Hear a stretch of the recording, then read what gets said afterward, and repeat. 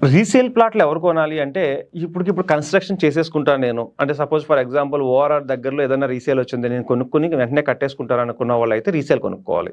నేనంటే ఇది long term విజన్‌తో ఉన్నవాళ్ళు కొత్త ప్రాజెక్ట్‌లో ఇన్వెస్ట్ చేసుకోవడం బెస్ట్.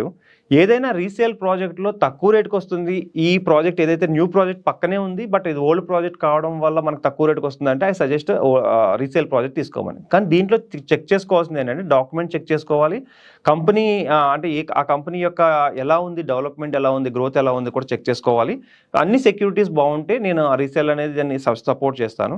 అందుకంటే కాడ ఫస్ట్ ఫ్రెష్ ప్లాట్స్ ఎందుకు తీసుకోమని చెప్తున్నాను అంటే, ఆ ఏరియాస్లో ఆ ఫ్రెష్ ఎనర్జీ కానీ లేదంటే మీకు ఆ ఏరియాస్లో ఇన్వెస్ట్మెంట్ పెట్టేటప్పుడు లేటెస్ట్ ట్రెండ్స్ ఏదైతే ఉంటుందో ఆ ట్రెండ్స్ని మనం ఫాలో అవుతూ పెట్టుకుంటాం కాబట్టి అప్రిషియేషన్ ఎక్కువ అయ్యే అవకాశాలు ఫ్రెష్ ప్లాట్స్కి ఉన్నాయి.